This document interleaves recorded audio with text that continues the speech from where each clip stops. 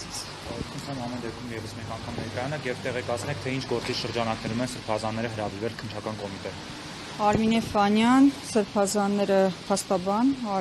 սրբազանները հրավիրվել են քննչական կոմիտե, դատարանի հայտնի դատական ակտը չկատարելու կամ դրա կատարմանը խոչընդոտելու հանցակազմի կապակցությամբ, միանգամից մեղադրյալի դատավարական կարգավիճակով, խոսքը մասացիոտնի թեմի առաջնորդին կարգալույծ անելու հետ կապված Գերագույն հոգևոր խորհրդի որոշմանն է վերաբերվում, որով քննչական կոմիտեն գտնում է, որ մասացիոտնի նախկին առաջնորդ, սրբազանի հայցի հիման վրա դատարանը կայացրել էր համապատասխան դատական ակտ եւ հիմա սրբազանները ըստ էության մեղադրվում են այդ դատարանի դատական ակտը չկատարելու մեջ։ Ներողություն, բայց տրամաբանությունն է, քննչական կոմիտեն այն մարմինը կամ դատարանն է այն մարմինը, որ պետք է առնի եկեղեցու։ Իհարկե ոչ, մենք գիտենք, որ Հայաստանի Հանրապետության օրենսդրությամբ, ինչպես նաև մեր մայր օրենքով սահմանադրությամբ պետությունը ճանաչել է եկեղեցու ինքնակառավարվող բնույթը եւ ըստ էության պետությունը որևէ կերպ միջամտել չի կարող ոչ կաթողիկոսի տնօրինությանը, ոչ գրաքննության ենթարկել դրանք, ոչ էլ առասարակ միջամտել եկեղեցու ներքին կյանքին։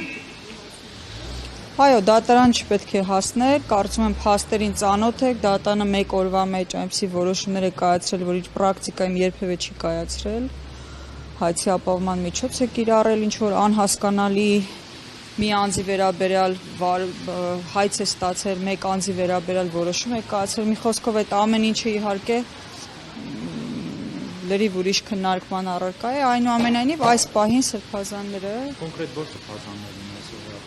այսօր Հովնան սրբազանը, Մակար սրբազանը եւ Տեր Մովսես Քահանան։ Հովնան սրբազանի եւ Մակար սրբազանի այս պայդրությամբ։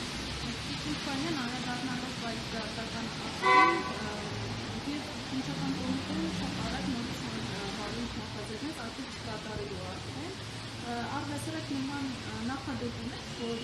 Գեհապար Հայրապետի տնօրինությունը վիճակի։ Ոչ, իհարկե, դա նույնիսկ իստմա որևէ մեկս պատկերացնել չէինք կարող, որ այսօրվան կհասնենք, բայց ցավոք սրտի հասանք։ Նպատակը կարծում ենք եպիսկոպոսատ ժողովը տապալելն է, որտեղ սրբազանները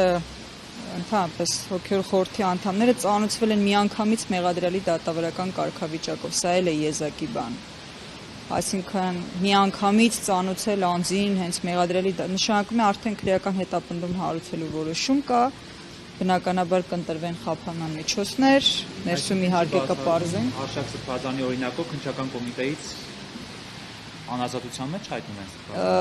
Չեմ կարծում, հոդվածի սանկցիան կարծես թե թույլ չի տալիս, որպեսզի խալանքը որպես խափան միջոց կիրառելու միջնորդություններ ներկայացվեն։ Ոչ մեծ ծանոթության հանցագործություն է ամենայն դեպս մի քիչ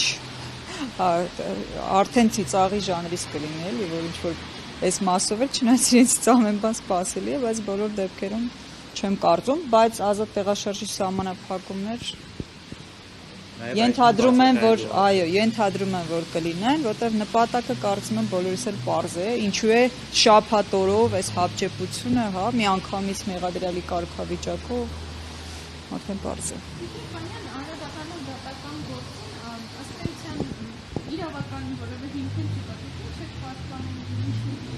Իրականում իրավական գործընթաց չկա հարգելներ, շատ ճիշտ եք նշում, բայց այնուամենայնիվ պետությունը փորձում է միջամտել եկեղեցու ներքին կյանքին դատավարական գործիքակազմի միջոցով։ Մենք իհարկե այդ իրավաբանությունը ամեն գնով փորձելու ենք անել, ինչքան էլ որ պետության կողմից այդ կամքը չկա, ամեն բան իրավական դաշտում իրականացնելու, բոլոր դեպքերում ունենք այնինչ ունենք, մենք էլ պետք է պաշտպանվենք օրենքով, այնինչ այժմ անում ենք։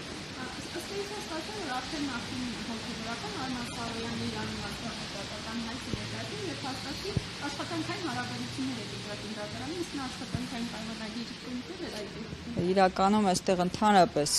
իրավական հարաբերություն չկա, հարգելներս, որպեսզի առհասարակ այդ հարցով էլ դիմեն դատարան։ Դատարանը ընդհանրապես իրավասու չէ նման հարց քննարկելու կաթողիկոսի տնօրինությունը որևէ դատարան չի կարող վերացնել, այսինքն սրանք հարցեր են, որոնք պետությունն էլ շատ լավ քաջատեղյակ է։ Պարզապես սա այս պահին եկեղեցու դեմ վարվող քաղաքականություն է, մեր ազգային այս միասնությունը պահող, մեր կորիզը, մեր ինքնությունը պահող այս կարևոր ինստիտուտը ոչնչացնելուն ուղղված գործընթացը, որը վստահաբար տապալվելու է։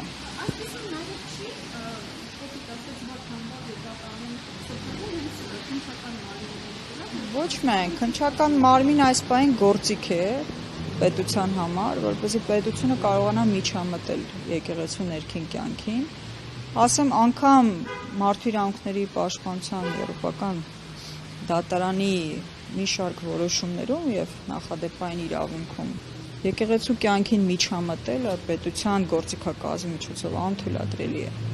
Այսինքն սա ոչ միայն մեր ներպետական օրենսդրությանը դեմ գործընթաց է, այլ նաև առհասարակ ինքը նույնիսկ միջազգային հանրաճանաչ սկզբունքներին հակասող գործընթաց է։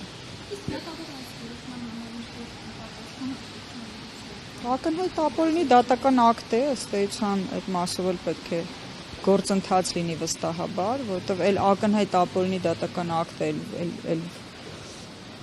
ինչ հատկանիշներով ուրիշ պետք է օժտված լինի, եթե ոչ այս։ Այսօր են ծանոթվել ներողություն։ Այո, այսօր են ծանոթվել, շուտով կներկայանան արդեն համապատասխան դատավարական գործողություններին մասնակցելու համար։